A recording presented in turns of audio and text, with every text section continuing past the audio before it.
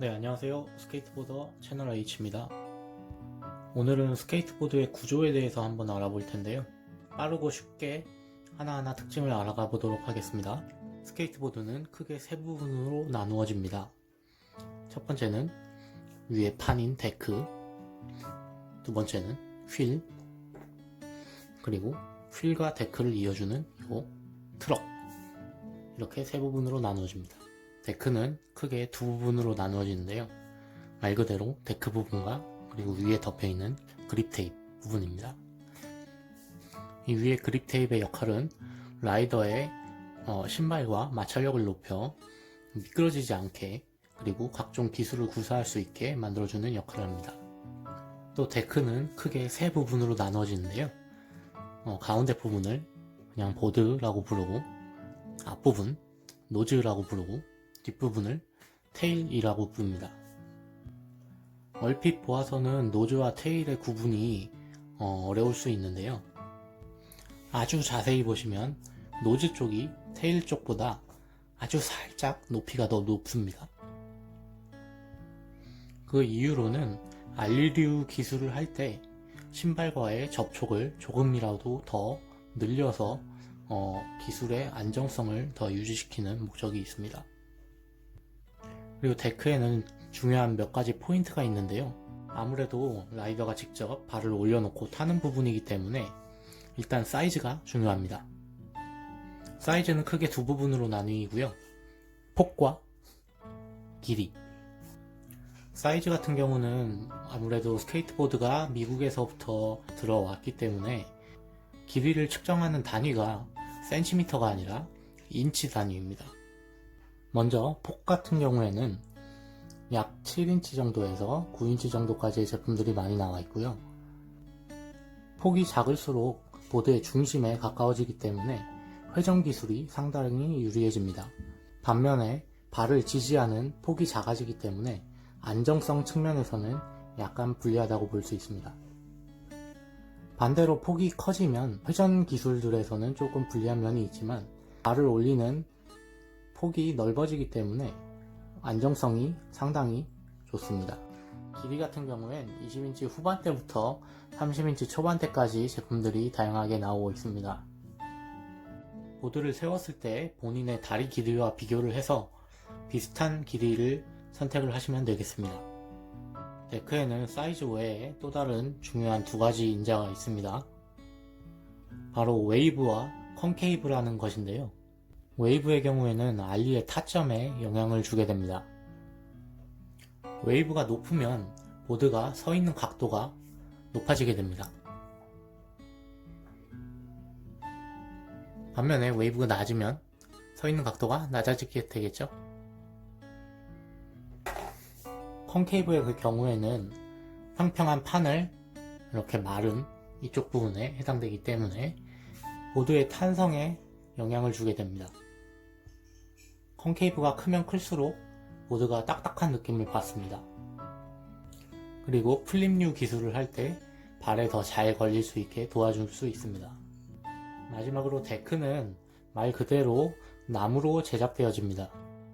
보시다시피 7겹의 판자가 나뭇결이 교차되는 방향으로 압착되어 제작이 됩니다.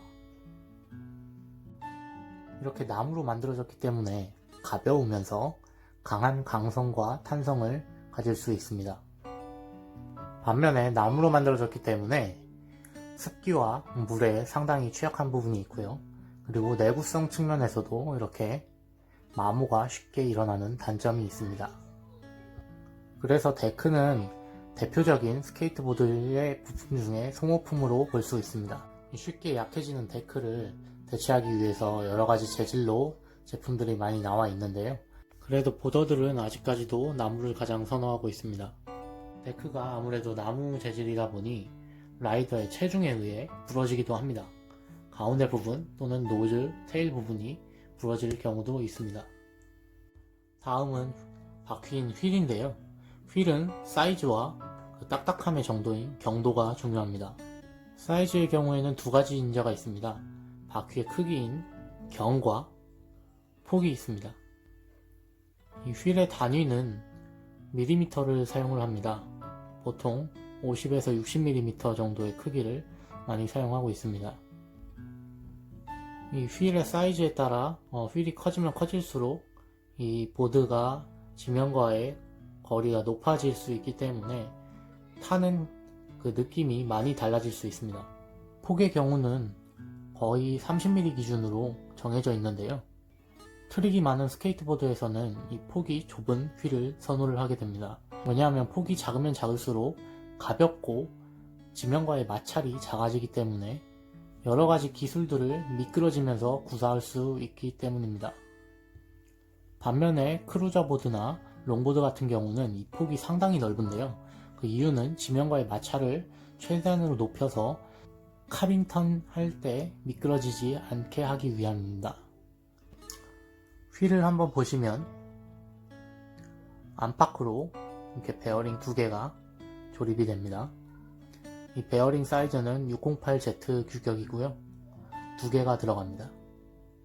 충격이 많은 스케이트보드의 특성상 이 베어링이 쉽게 고장나기도 합니다. 베어링만 교체가 가능합니다. 트럭은 크게 베이스 플레이트 부분과 그 위쪽의 행거 부분으로 나누어집니다. 베이스 플레이트 부분에는 데크와 조립이 가능한 마운팅 볼트와 너트가 있는데요. 이 사이에 데크와 지면의 높이를 더 높게 하기 위해 라이징 패드가 들어가기도 합니다. 행거의 엑셀 부분에는 바퀴와 조립이 가능한 엑셀 너트와 와셔가 있습니다. 트럭의 행거 부분의 샤프트는 열 처리가 들어간 강봉으로 아주 단단하며 스케이트보드의 어떤 트릭도 감수할 수 있을 만큼 단단한 재질로 이루어져 있습니다. 그리고 이 샤프트와 다른 부품들을 그라인드류의 기술들로부터 보호를 하기 위해 이렇게 감싸져 있는 형태로 제작이 됩니다. 다이캐스팅으로 제작이 돼서 이렇게 복잡한 형상으로도 만들어질 수 있습니다. 베이스 플레이트를 보시면 고무가 하나 있는데요. 이 고무는 피봇 컵이라고 합니다. 그리고 부싱이 하나 더 있고요. 그 밑에 컵 와셔가 하나 더 있습니다. 그리고 가장 중요한 부품 중에 하나인 요 킹핀이라고 하는 녀석인데요. 이 행거가 베이스 플레이트와 조립이 되면서 동시에 움직일 수 있는 역할을 해주는 가장 중요한 부품이 되겠습니다. 이 킹핀도 열 처리가 된 볼트를 사용하는데요. 여러가지 기술들을 하다보면 이 킹핀이 부러지기도 합니다. 하지만 이 부품만 교체를 할 수도 있습니다. 트럭은 이 킹핀 너트를 얼마나 조여주느냐에 따라서 베이스 플레이트와 행거의 움직임이 달라지게 됩니다. 그렇기 때문에 라이더는 자신의 체중과 성향에 맞게 이 킹핀 너트를 적절한 세기로 조여줘서 자신에게 맞춰서 타는 것이 좋습니다.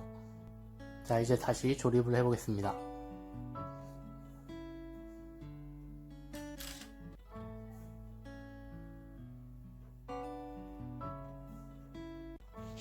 네, 지금까지 스케이트보드의 구조에 대해서 알아봤는데요. 생각보다 많은 부품들이 모여서 조립되어 있는 것을 확인할 수 있었습니다. 또 이 각 부품들이 중요한 역할을 하고 있다는 것도 알 수 있습니다.